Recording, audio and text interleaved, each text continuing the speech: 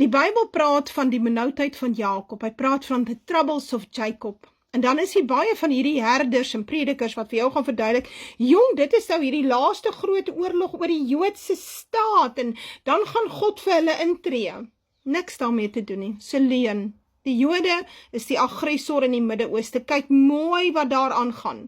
Die Jode sal 'n baie vreedsame bestaan daar hê, indien hulle die Palestynë beter behandel en ophou om hulle bure te bom. Verstaan dit? So, die probleem lê by die Jode. So hier het niks te doen met die Jode nie. Wat is die benoudheid van Jakob, the troubles of Jacob? Dis hierdie instroming van swartes en moslems en Afrikane in blanke lande in. Dit is the troubles of Jacob. Blanke lande wat nooit probleme gehad het nie, nooit krisisse gehad het nie, goeie lewensstandaard gehad het, het was veilig op die strate, het 'n sterk welfare state gehad, mense het nie honger gaan slaap nie, en almal het 'n huis gehad, of 'n plekkie om te bly. Nou ja, vir daardie lande, is hulle grense oopgegooi, die open border policies.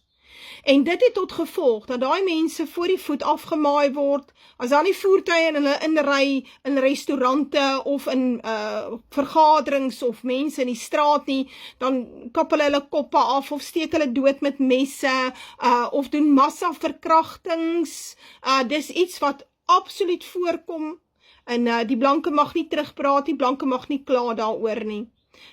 Dit is the troubles of Jacob. Dit is wanneer die blanke lande oorstroom word deur die nie-blankes en hulle geen verweer het nie. Hulle het nie vuurwapens om hulle self te verdedig nie. Die regering gebruik die wette teen hulle en hulle word eenvoudig saamgesleer. En nou met die geweld wat uitbreek in die westerse lande, wat gebeur nou? Streng wetgewing kom nou in. Streng wetgewing, mag nou nie meer praat nie, mag nie vryheid van spraak hê nie. En nou die dag terug sê, die ouens moet asseblief hulle messe en hulle swaarde gaan ingee by die polisie. Dit was daar in Brittanje. Regtig, is dit nou die stuitmesse en die kombuismesse ook.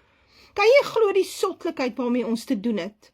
Want al die lande in die wêreld werk onder hierdie World Economic Forum stelsel waarby die Jode baie sterk betrokke is, naamlik die verwoesting van Jakob. Want Jakob is die westerse blanke lande. Klim op my groepe dat jy kan leer.